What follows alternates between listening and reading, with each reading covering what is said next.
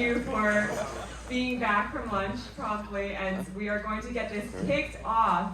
So up next we have Battle of the Infrastructure with some awesome folks. First we have David from Covalent, who will be moderating. We have Luigi from Avalanche, Jon Wong from Solana, and his fan club, and Jack Melnick from Polygon. So without further ado, I will pass it back to David to moderate. Awesome. Thanks everyone for joining us today. Today we're going to be talking about L1s, L2s, and the battle of blockchain infrastructure. So it's going to be a really fun one. I think we can start off with a round of intros and also an intro to your chain. I'll start off for an intro for myself. I'm a Cornell alum. It's kind of a full circle moment for me to be moderating today because 2 years ago I was a part of the conference. So this is really special to see how much the conference has grown and the quality of speakers and attendees attending. So super excited to be here and super excited to see you guys all here as well. I'll hand it to you, Luigi, for an intro for yourself and also the chain. Sure. Nice to be here. My name's Luigi DeMeo. I lead BD and ecosystem for BD and developer relations for Avalanche. Avalanche is effectively a launch pad for L1s. You can launch your own blockchain using Avalanche subnets. We have a novel consensus mechanism that helps allow for decentralized validator sets that doesn't compromise for latency and things like that. I'm sure we'll get into the infrastructure layer, but happy to be here. Hey everyone, my name's John. I run the ecosystem engineering team, probably the technical counterpart to Luigi over here in terms of like positioning within the organization. Full circle for me, I didn't go to Cornell, but I did party with a lot of Cornell alums. So it feels good to be back. Solana, decentralized blockchain, one of the most used blockchains in the world. We want to figure out how to take people's products and businesses, figure out the problems that they actually need to solve to get there. Blockchain is not great for everything, but for the things that it's good at, it's very good at. So how do we operate with the highest leverage possible? Work with companies like Visa, Stripe, those kinds of folks to figure out what their story is going to look like on chain. Hey everybody, I'm Jack Melnick of Polygon Labs. I'm head of DeFi there, which means both doing strategy for the entire ecosystem as well as supporting applications that are deploying. Polygon originally started as one of the first projects trying to scale Ethereum through the form of a sidechain. Since then, we've expanded to be pioneers in ZK technology, both in the roll-up space as well as in the infrastructure space, helping aggregate liquidity across different blockchains. Awesome. Thanks for the intro, guys.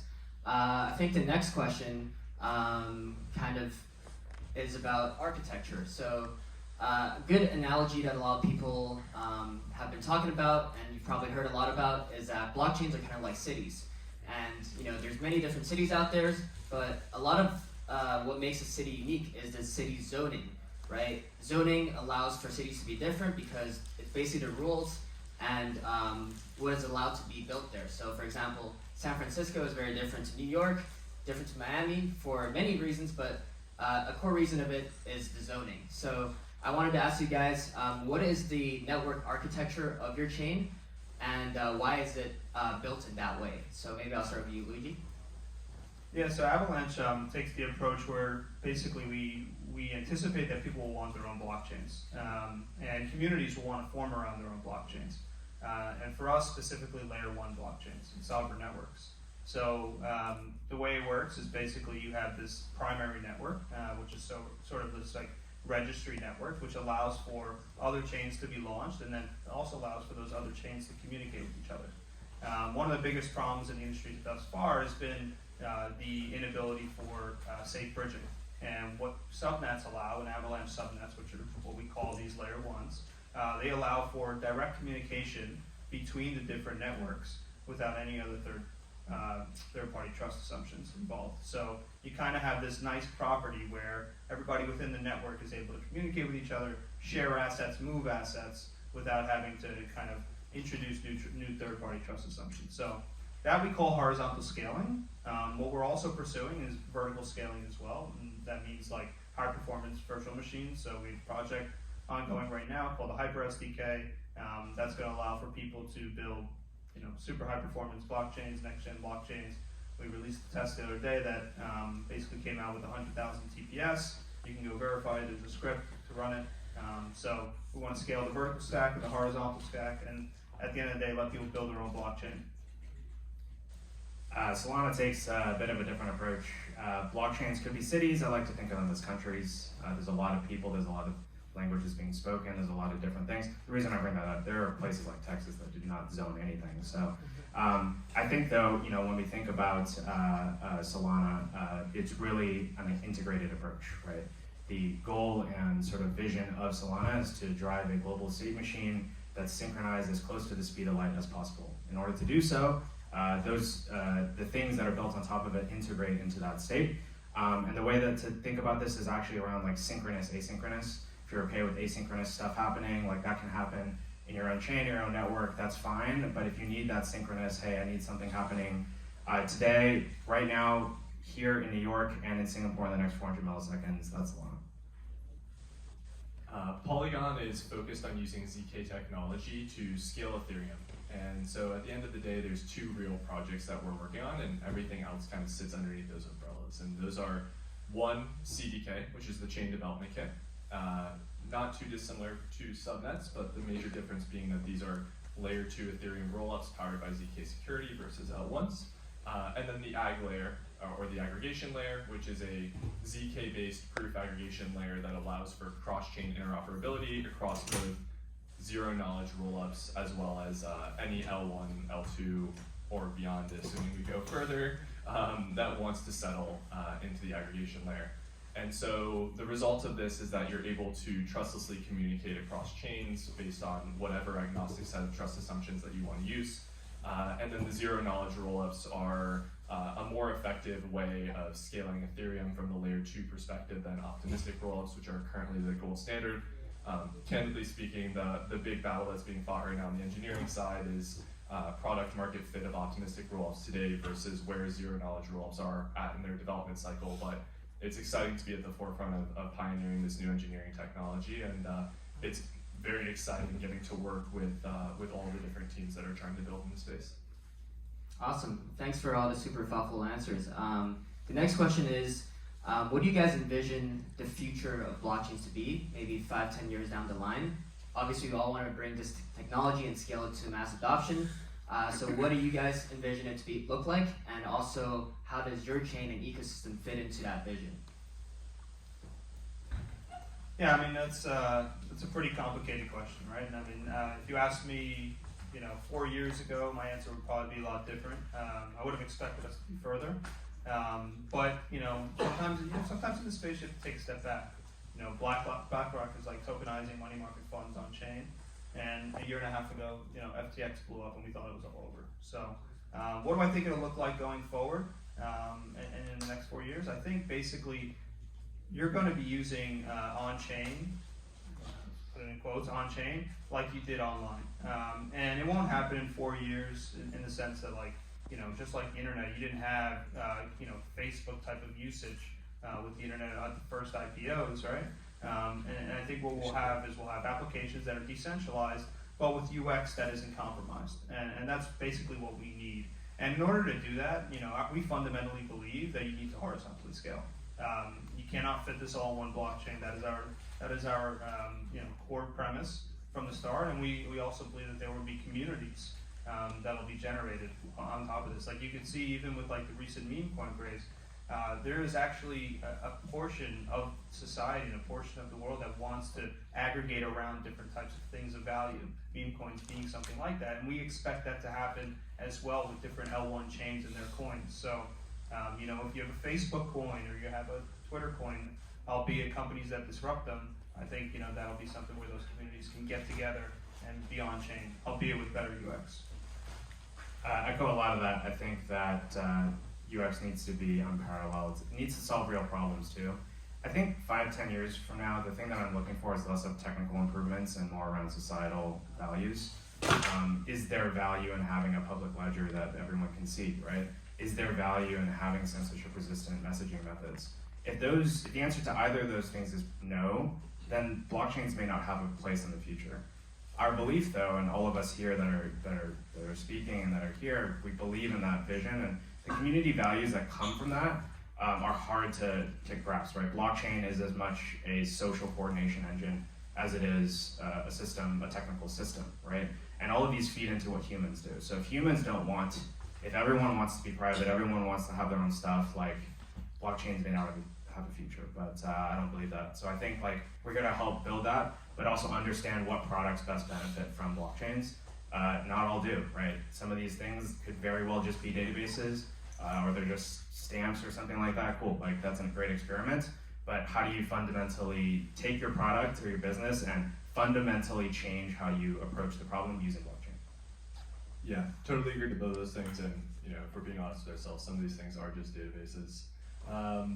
At the end of the day, I think coming at it from a little bit of a different perspective and a nonpartisan one, I think my vision is that all of these different stacks that are being built have their own sets of use cases. If you want to change consensus environments or modify execution environments, then something like an Avalanche subnet or a Cosmos chain makes a lot of sense, right? You want that customizability in a layer 1 environment, the ability to opt into certain validator sets, whatever it might be.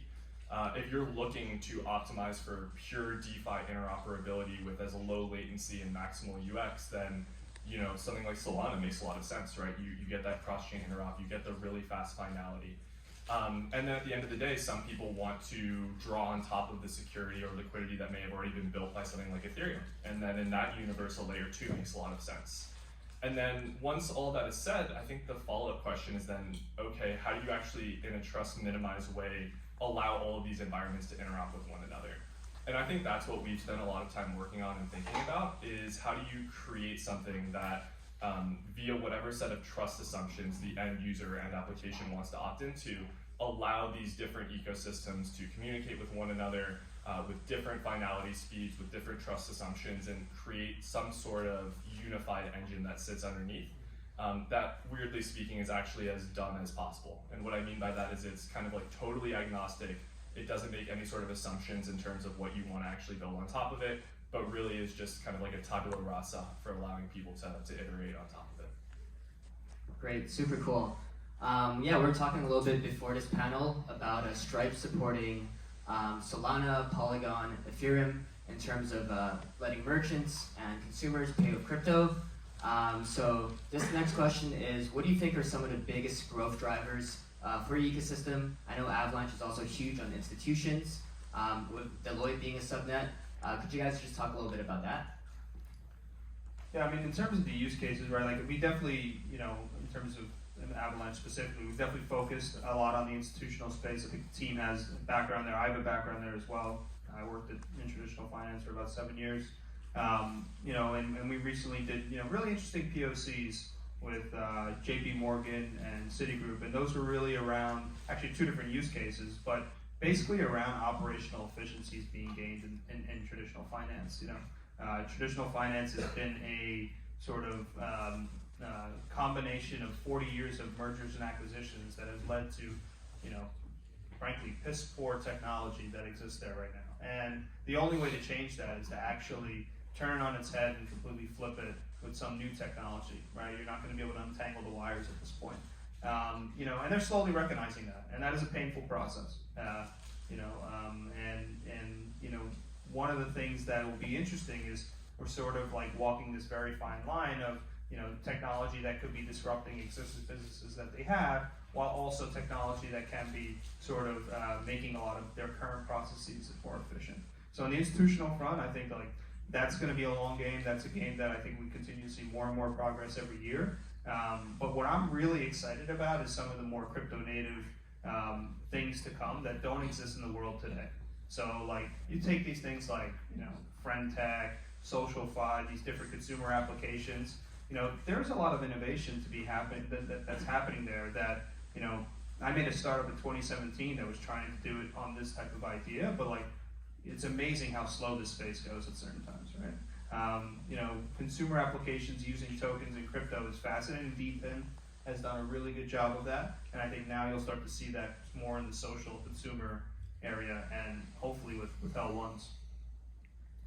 I agree. I think the institutional part it's tough. They work very slowly and they have a lot of different concerns. Even in the payment space, like with folks like Visa and then Stripe using Solana, it's super fast, but like the end merchant is almost certainly still getting fiat in their bank account, right? So what's the fundamental difference there that a merchant needs to get to get away from the 3 to 5% fee plus the ability to do refunds and all that sort of stuff?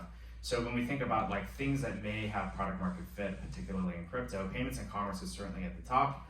And it's about not just payments, but payments and identity, right? How do you tie together the user's identity in different ways? How do you engage directly to your community and your audience in order to find a way to foster, even if they're small, some way of engaging with them in a more meaningful way? Right beneath payments and commerce is DeFi, and I think this is a place where Solana is also showing off its capabilities. Again, that synchronous global state means that Helium, which is sort of a decentralized mobile carrier, you might even have it in your phone right now, so that you can own and operate your own antennas, right? Why do you need to wait for the company to come and build a tower near you rather than you just hosting your own antennas, right? But the philosophy there is really around like, how do you turn a lot of people who just consume things today and turn them into producers? And I think as soon as you can make that switch, you can take the billions of people with mobile phones and internet access and start to connect them into a meaningful interaction where they're, again, contributing and earning as a result. 100%. And I think one of the fun things about being in DeFi and Polygon, and maybe I'm just talking my book here, is I too came from TradFi, and I think when most people think about DeFi, they think about DeFi, as I call it, as a vertical, right? People building crypto-native applications on chain. But my viewpoint on this is really that at the end of the day, it becomes a barbell, because these people that are building these things that are originally for the people degenning and speculating on chain, see Uniswap 4 years ago, then becomes the financial infrastructure that underpins much of what many of these traditional financial institutions are building down the line. And so by working with this barbell approach, you actually fulfill the use cases that are demanded on chain today while building for the future in a meaningful way. And if you focus exclusively on just one side or the other of the barbell, what you end up doing is either missing the forest for the trees, right, in terms of only building for institutions and missing the fact that there's demand on chain today. If you do that, you won't survive for long enough to realize those use cases. I think there's a lot of examples of chains that tried to do that, especially in that 2017 cycle when people thought that things were going to happen tomorrow, that are no longer as relevant as they might have hoped. And then on the other side, if you build exclusively for DeFi, you miss out on the long tail of growth that's really meaningful for crypto, and I think that's what we're all working towards. And so when you think about it, you end up having all of these things that these people mentioned, right? The DePIN, the consumer applications, the DeFi native applications that have real demand today and create infrastructure that allows it to be battle tested and hardened and smart contract vulnerabilities and growth cycles. And down the line, it's then falls to people like myself, Luigi, and Jon to really look at those products and say, how do we take all of this different infrastructure that's been built and translate it into a way that's meaningful for the long tail of applications that are coming on chain? And that's honestly the really fun part of my job, and that's what I think of as like DeFi as a horizontal in some capacity.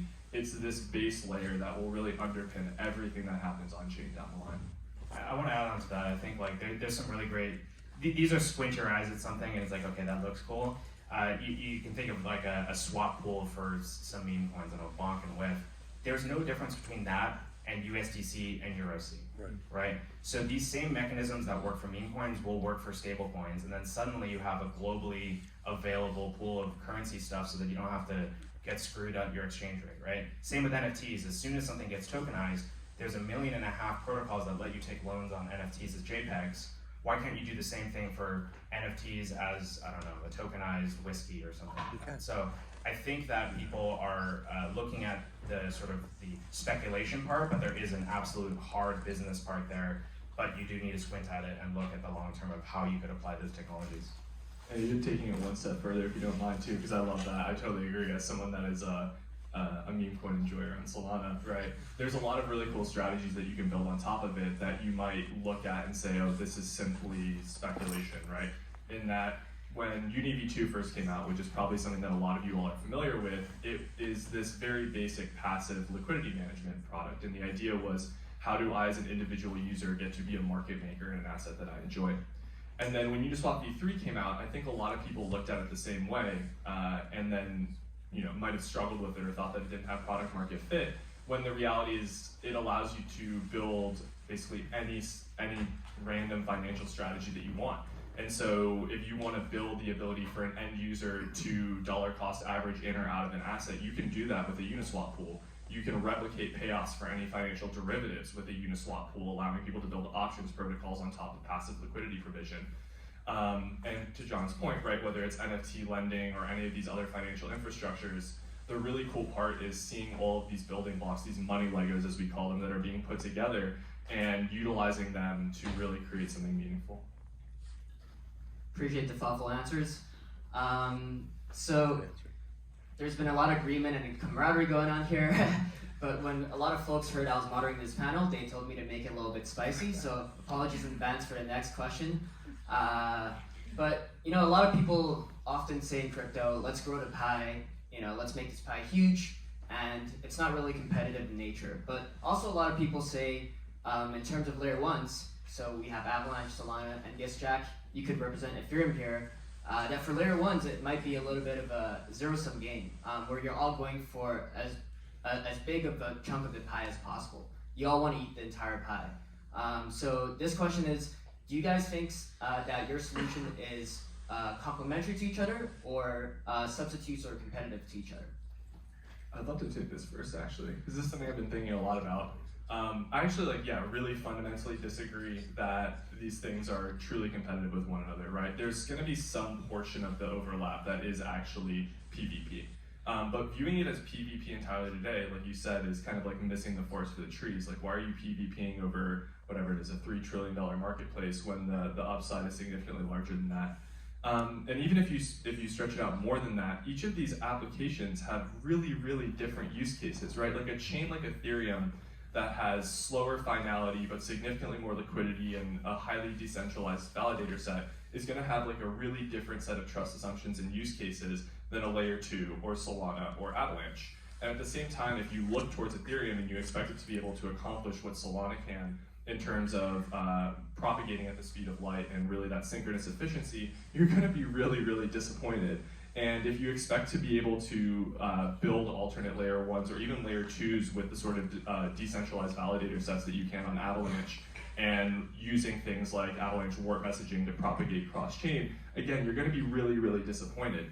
And so at the end of the day, I think that's why we've been spending a lot of time on our side thinking about how do you really connect these disparate ecosystems, because at the end of the day, people are going to choose, and increasingly over time, to build where their product makes the most sense.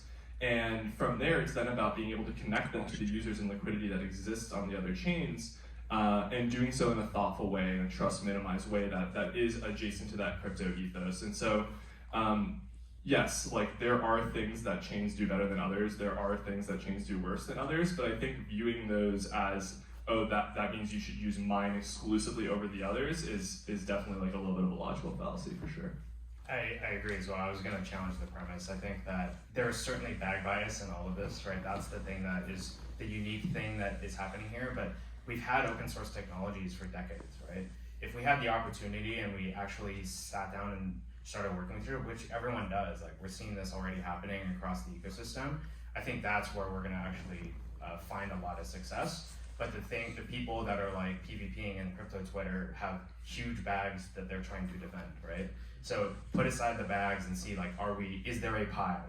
That's the real question here. And the answer is, we're not even there yet. It's not even close to getting started, right? So we can't be sniping each other. We have to figure out what it is that we're trying to do. Again, it's a societal shift. It's a value shift that has to happen first before the technology is going to make a huge impact. Yeah, I mean, it's too kumbaya for me. You know, I think we gotta give a little bit of spice to the audience, find a way to get through this on. You know, the reality is that yes, the pie is going to be bigger, and it doesn't really make sense to fight for, you know, some small sliver of the pie right now. But at the same time, there's not going to be, you know, 3,000 L1s and 3,000 L2s, you know, standing at the end of the day. It hasn't happened in any stage in infrastructure ever, right? Like, how many cloud providers are there? How many, you know, cell phone, you know, sort of infrastructure companies are there? You know, it's not going to be like 500 of these things. So there will be, you know, focus, and there will be sort of like areas that are dug out by each individual L1, L2, or whatever, and maybe some of them have niches. I don't mean vertical niches, but niche in terms of like what they're better at. I don't know. Maybe Avalanche War messaging is able to sort of make every single blockchain communicate with each other, be the transport layer. Maybe that's how that pans out. Or maybe Solana is this like state machine that is able to sync everything. It'll be interesting to see how it plays out. But I think it's naive to say that we're not competing. Like we're on the other side of each other's deals a lot of times. We are competing. But with that said, the pie is much bigger. It's important to have your long-term vision that there's going to be enough for everybody to go around. So you just got the right attitude about that.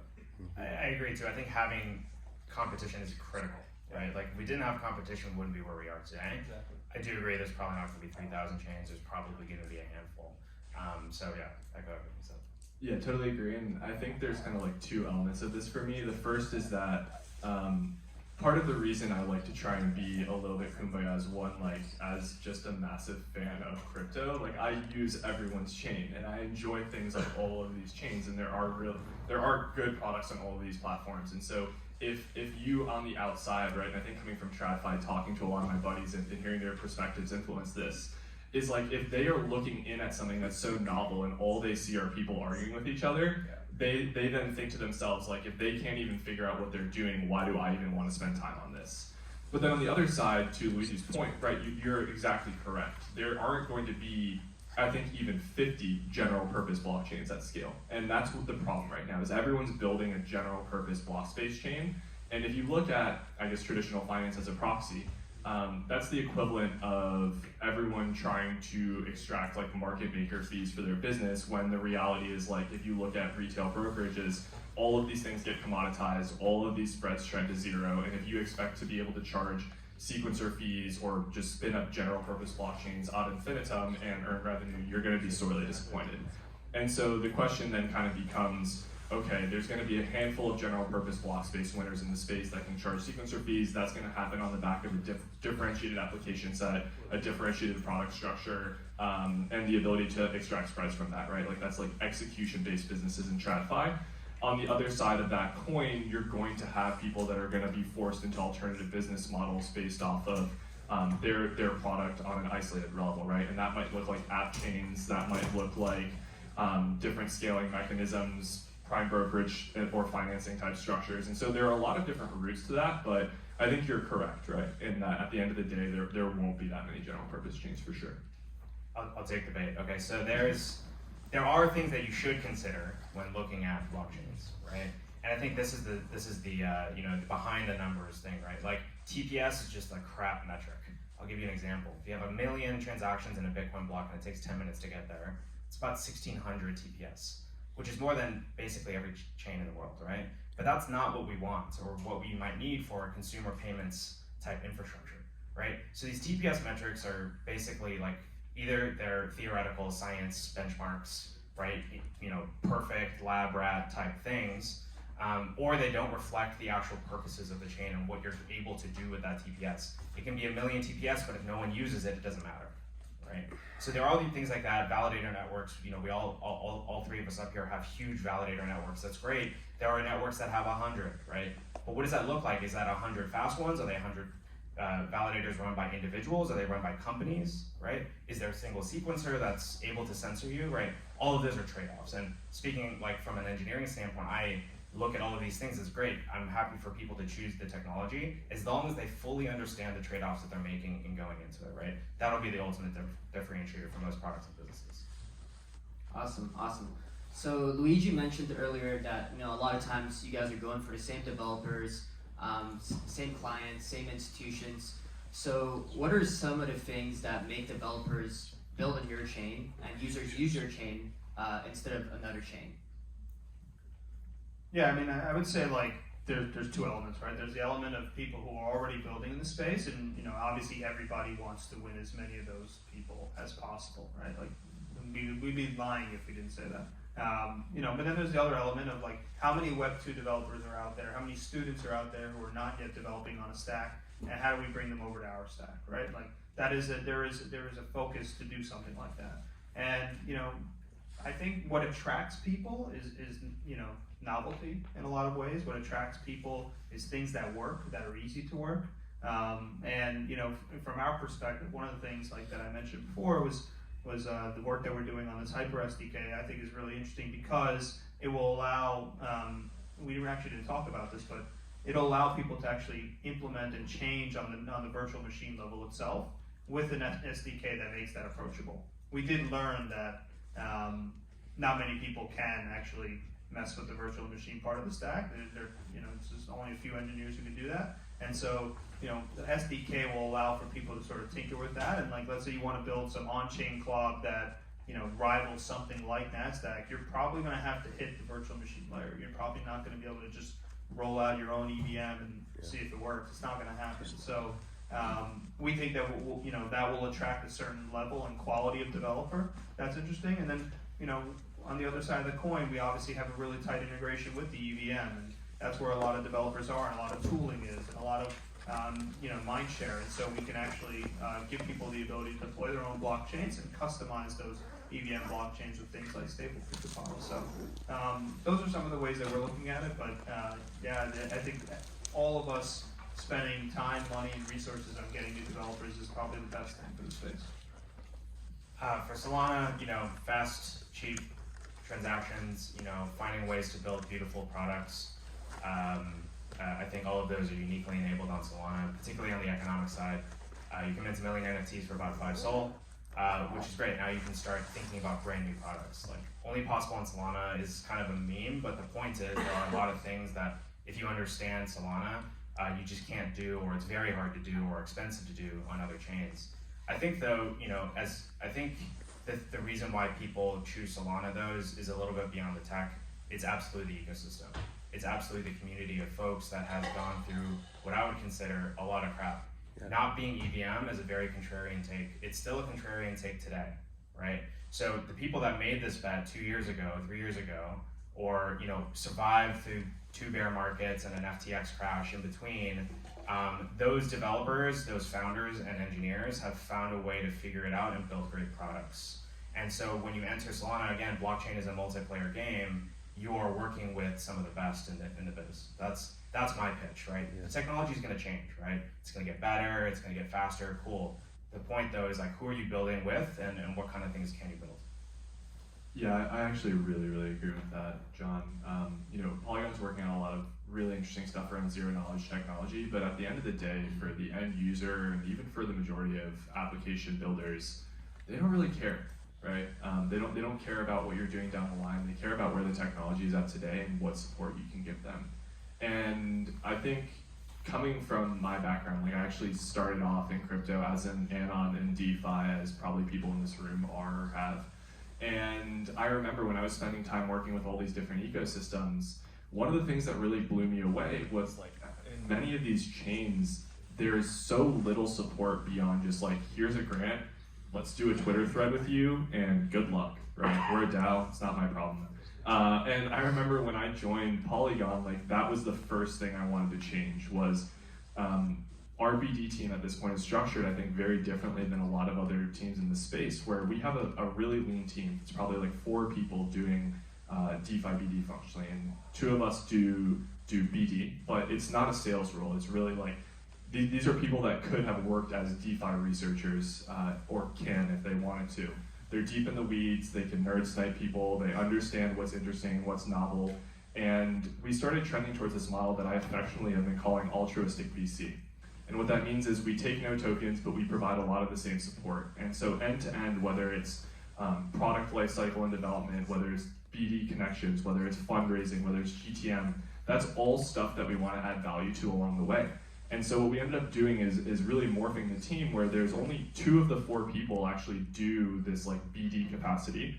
We have a full-time engineer that both creates novel products that are value additive to DeFi projects in the ecosystem, as well as provides engineering support to teams. And we have a full-time in-house mechanism designer and product person that can work with teams on tokenomics, go-to-market, product design, give feedback in terms of how other people are thinking about their work in the space in that vertical.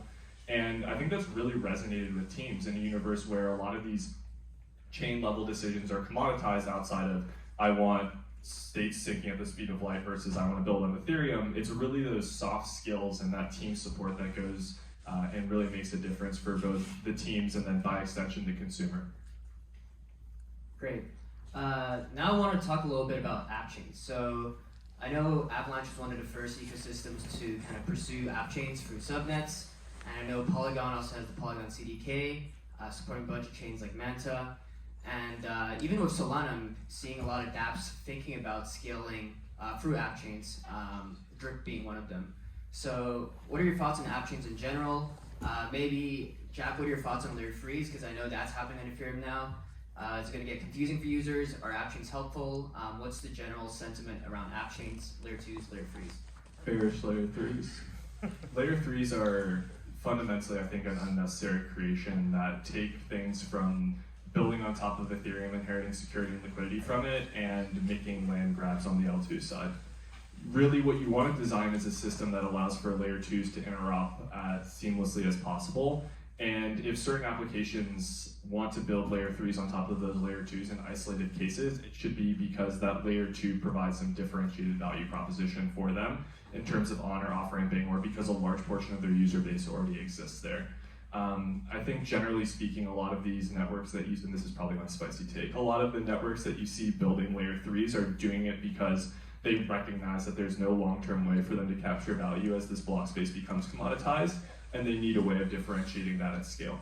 And then by extension, app chains I think are incredibly interesting. And so coming back to that point I made earlier about general purpose block space, app chains are fundamentally not general purpose block space. They're highly differentiated.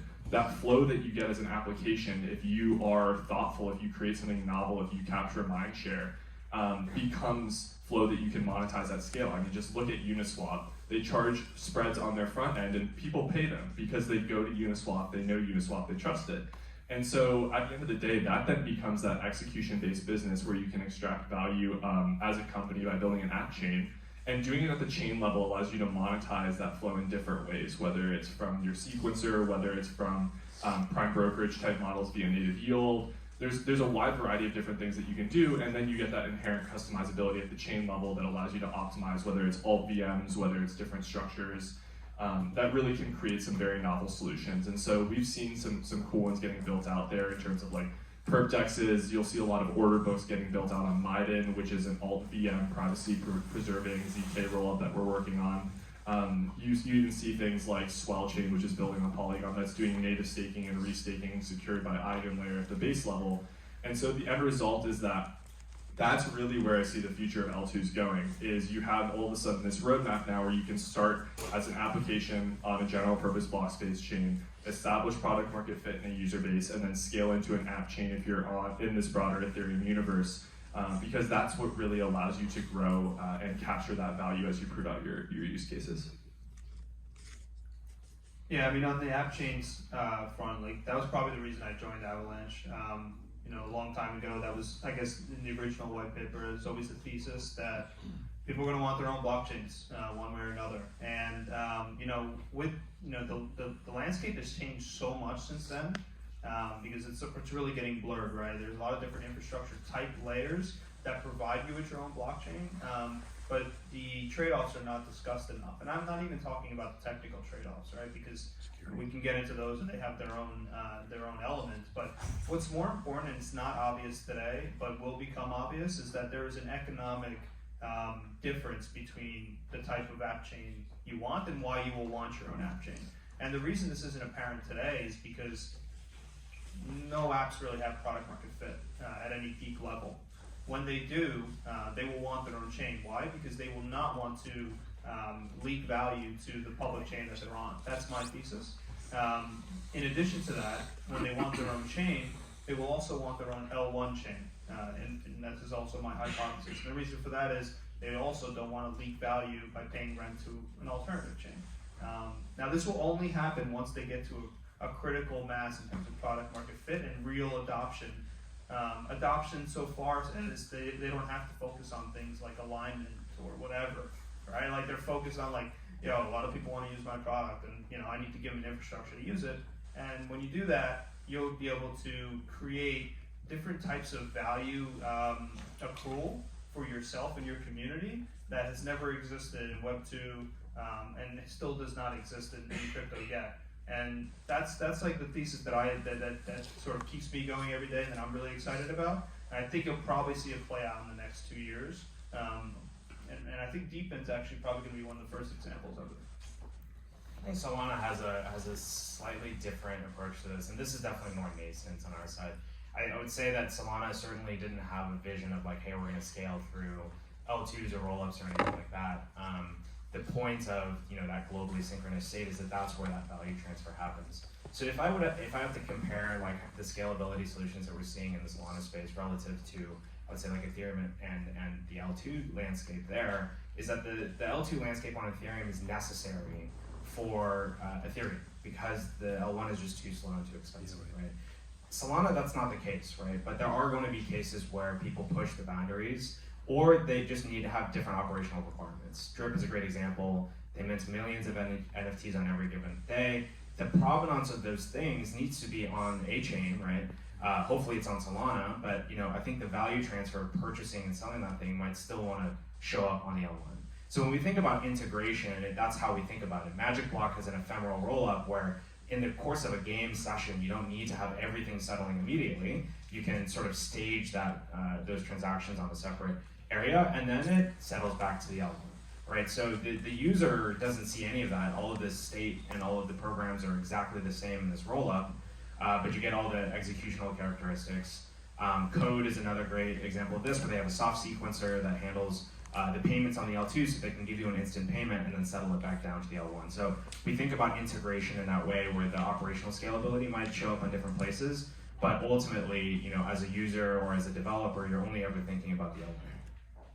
And talking John's book for a second here, people like Grass as well, right? On the DeFi side, building Solana rollups as well, super large user base, needs that scalability element.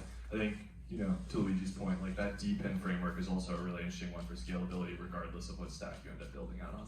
And for folks that don't know, Grass is it's like a web scraping protocol. You share some of your mobile bandwidth and some of your mobile compute to scrape websites as if you're users, right? Which is incredibly hard for most sites to be able to block. And in this case, they need like 1 million TPS, and most of their stuff needs to be private, right? Because you are scraping stuff, you have your IP, all this extra stuff that can't be on the L1. So that's where I see like these other areas and other networks need to happen if there are engineering level trade-offs that you just can't do on the L1. You should be farming grass. I have been farming grass. Alrighty, yeah, Luigi, I saw your tweet the other day, the meme saying that all successful L2s or apps will become L1s, and I like that a lot. I think it's a pretty opinionated take, and I think we need more of that in the space. Speaking of Twitter, there's tons of Twitter tussles, but my personal thought is that, that's quite a zoomed in view. Like John mentioned, it's a lot of, bag holder syndrome. But if you zoom out, we're all aligned with the same mission, right? We want to scale crypto's values and benefits to the world. So, you guys mentioned competition. I think competition is one of the most important things that drives us. It's good that there's different ideas, different, frameworks to challenge each other. And as they say, spice is the variety of life, right? So it's good to have all these different approaches and perspectives. So to kind of end off and close the panel, I kind of want each of you to say one good thing about other person's ecosystem. So for example, Luigi, what's a good thing about Solana and Polygon? John, what's a good thing about Avalanche and Polygon? And Jack, what's a good thing about Avalanche and Solana? I'll go first. I think Luigi and Jack have done a great job talking about everything Solana at this point. But on the Avalanche side, like institutional stuff is incredibly difficult, and they have a lot of regulatory concerns around the use of public permissionless blockchains. It's incredibly difficult to get around. If you have a subnet, you kind of like solve a lot of those problems. So I think the Avalanche team has done a great job working with teams to understand why blockchains are going to be valuable for their business and get them off the ground, right? Plenty of pilots. That fundamentally changes the conversation, right? And that's, when I look to in terms of competition, in terms of the product primitives that we have to look at, it's, okay, why is this going to be 10x better than Avalanche? And that's a hard proposition to follow. On the Polygon side, I think, proof of stake did help a lot in getting a lot of folks on board. And I would consider that the Trojan horse for the ZK EVM stuff, right? That's the actual scaling solution that I think Polygon is going to bring to the broader ecosystem. And if this vision of the aggregation layer does happen and you can sort of abstract away the L2s, then I think we have a good chance at getting every company at the very least on chain. Yeah, I mean, I think Solana's an easy one for me because I really respect starting out so early, going down a path that not many people were going down at that time, right?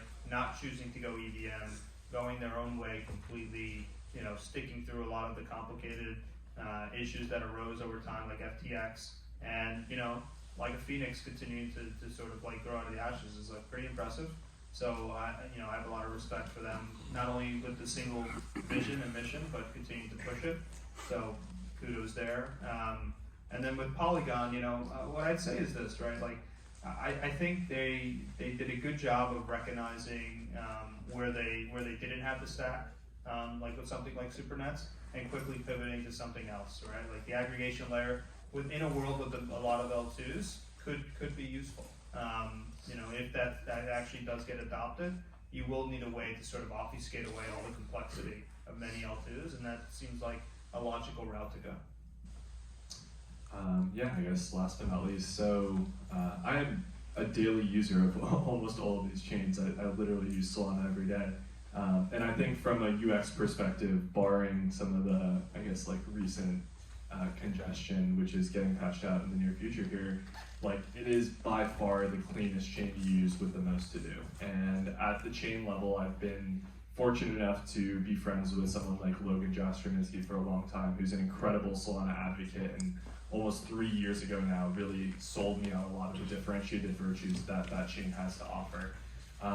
And so at the end of the day, I think from like a pure DeFi usability perspective, it's pretty close to as good as it gets from an engineering and base tech level perspective. That Stripe demo was on mainnet. I mean, it's not fixed, but it's getting pretty darn good. Yeah, no, and even like the congestion it's like so temporary, right? It's because of the quick validator implementation, and that's something that is dealable, right? It's not fundamental to anything about the chain. And then on the AVAX side, I think regardless of how I sometimes feel about GTM and messaging, like from an engineering and tech perspective, it is so thoughtful, and you guys are consistently ahead of the curve in terms of things like subnets, Avalanche warp messaging, Hyper SDK, the really like the core engineering team at Ava Labs and the surrounding contributor universe is really exemplary from an engineering perspective. And hats off to you for not only continuing to push on the research and implementation front, but also really cultivating that engineering network. Awesome. Good way to close the panel. Thanks for your time, and thanks everyone for joining us today. Appreciate it.